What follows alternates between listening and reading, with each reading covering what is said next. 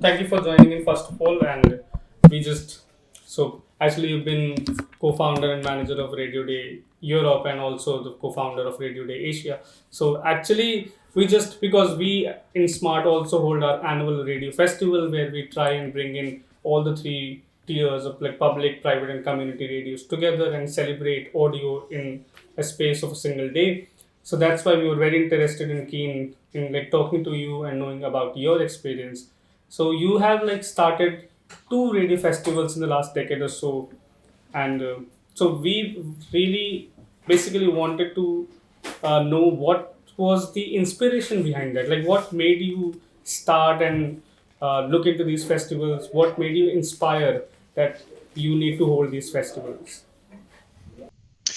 Well, thank you for having me. And I love the Indian Radio Festival as well. I've been there at least 3 times, so it's a great festival. So the inspiration was basically that there was so much discussions about every other new media that was developing at the time, and there was less. Forums for discussing radio. Radio was considered at the time, this was in 2010, as something of the past.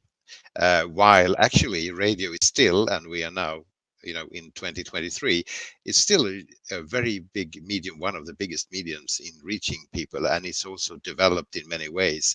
And the inspiration was to learn from each other within the radio community, find collaboration, and also look into the future. What are the new demands of doing radio in the 21st century? And that's how it all started in 2010 in Europe. So yeah, like very well put. That people think that radio has become a thing of past now, but we all know that people working in the radio field they know that it is a very contemporary thing and it's hold a very major importance today also.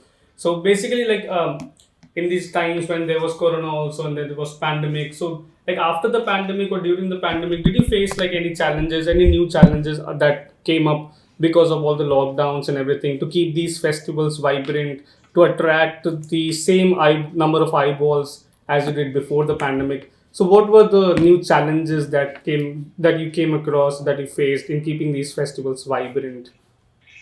Oh yes, of course that was really difficult. I mean, that was the completely wrong business to be in, bringing people together internationally and meeting face to face and travel and everything. That was of course impossible for a long time. So what we did, we organized some meetings online instead. For instance, Radio Days Asia, for instance, went viral and went online for one edition during the pandemic. But I think everyone who tried to organize in-person events had really big challenges. But it wasn't just us, but being in the event business, that was, of course, a really big challenge. But so many others suffered from the pandemic. Though radio did quite well during the pandemic, which we shouldn't forget. That was an important medium for many, and listening went up in most cases. Yeah, the radio's importance, like everybody got to know about radio's importance, like in the times of the pandemic when you had no means to go out. And apart from that, this Radio Day Europe, which is like now going to take place from March 26th to 28th in Prague, like can you give us a brief overview of what's going to happen in these 2 days and how it's looking like? Okay, well, it's actually 3 days, but it's a big festival, but it's more B2B. You say people within the radio business, so it's not like a public event for everyone else. It's more inspiring each other and learning about what's the new challenges for radio and podcasting, all audio media. Podcasting, as you know, has is on the rise also in Asia, but it's already a big medium in Europe and in America, for instance. So it's very much about radio and audio and podcasting, and it's everything from technical aspects like artificial intelligence. What does that mean for how you create radio? And should we be afraid of that, or can we embrace it in some way? Into business cases, commercial radio, especially, of course, need to have some income from what they're doing to pay for their product and keep doing it. So, what are the new ways of finding new revenues, for instance? But it's also about journalism and how to create really great programs or great podcasting. What are the secrets to doing great podcasts and be inspired by others? So it's just 3 days. Most of the time, it's actually 4 tracks in parallel. So it's a very huge program uh, in general. So I see that you have also attended, being a part of the radio festival that we in India hold. So I just wanted to know, it's basically a suggestion or a feedback, like what do you think of that? And if supposedly you were to manage that festival that we hold in India, so is there something that you would like to do different, or any new suggestions, feedback that you might want to feed in, like if you are to plan the radio festival that we hold in India? Uh, that's a very very difficult question. No, I think you probably know best how to do it with your audience and with those who you collaborate with. I think that's one of the secrets behind the success in Europe and what we're doing pan Asian, that we actually have that dialogue with everyone in the community about what's your interest in this and how do we make this interesting to you and relevant to you. And you're probably the best people to do that in the Indian context. So what I think is great with the Indian festival, that is both a community festival with everyone within radio, as well as a more broader public festival as well. I think it's a great combination, which from an event perspective you often see with podcast events around the world, that they might be both actually the podcast communities coming together and learning how to do better podcasts and how to make money out of podcasts, but there's also a public element to it and showcasing podcasting. And I think you have both of those elements to the Indian festival, and I think that's great.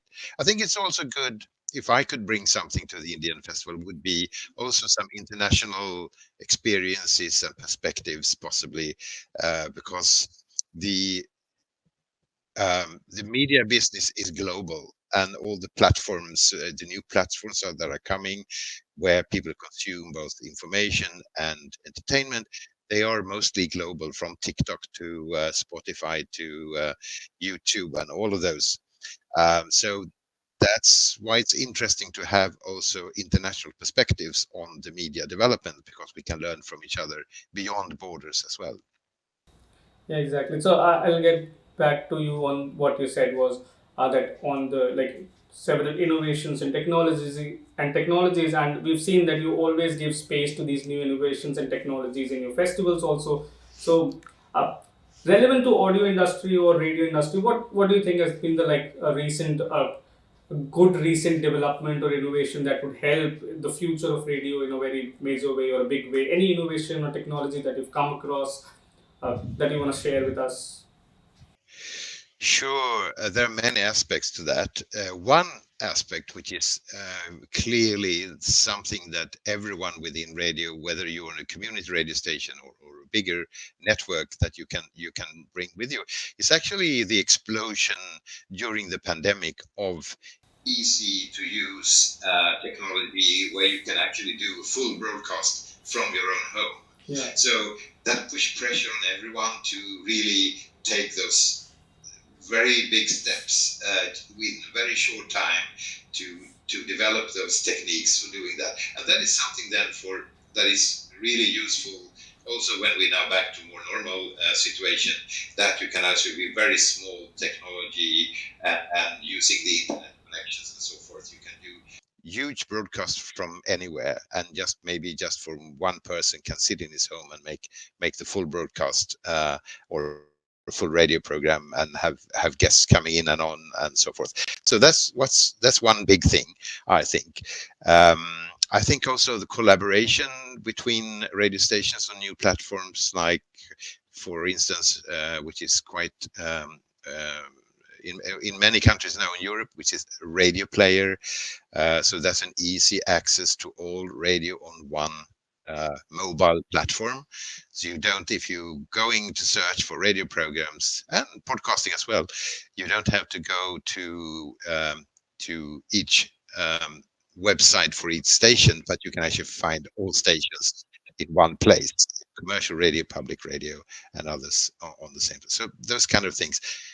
Artificial intelligence is a new thing that will be challenging. We will be hearing a lot about, but it's not really implemented within the radio yet. But what could it be used for? Could it be for good? Could it be for bad? We have to be careful as well on how we implement those things. We don't want just an artificial voice speaking on radio to the audience. That would be terrible, wouldn't it? Because that takes away the whole magic of radio, which actually a live person voice talking to everyone Yeah, that listening. human connect would be missing there if we use that. Yeah. So yeah, actually, so moving ahead, like in this 21st century and major advancements, we have this crowded space, like among the audio space. Like we have various streaming sites coming up, podcasters coming up, like all other things like happening in the audio space apart from radio. So in this world, what do you think the future for radio holds?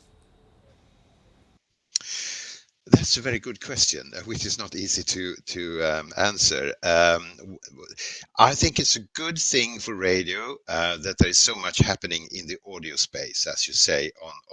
So it's an explosion. So someone said that this is the golden age of audio. You know, suddenly everyone is into audio. There's a lot of investment money platforms happening in the audio space outside of radio somewhat, but it puts the limelight on that audio is a great way of communicating, and that's good for radio. So radio will not be forgotten just because it doesn't have visuals. It doesn't that it hasn't got visual doesn't make it old. It's just very convenient to have a medium which is only audio. Is cheaper to produce, easier to distribute, and in many cases, while driving, working, whatever, it's the only way you could consume media. Actually, so I think that is so much emphasis on the expansion of audio, which is good for radio. But radio stations as such, of course, need to think beyond being just the broadcaster doing just one thing. I think you have to diversify. You have a strong brand with your audience, whether it's a student radio, community radio, big network. You have a brand, you have listeners that listen to you every day. You can then expand, diversify your offering, and being also on other platforms, and maybe having podcasts to add on that, building on your brand. So I think for radio stations, it's diversification, having more offerings. But in general, I think it's good for radio that there is so much happening in the audio space.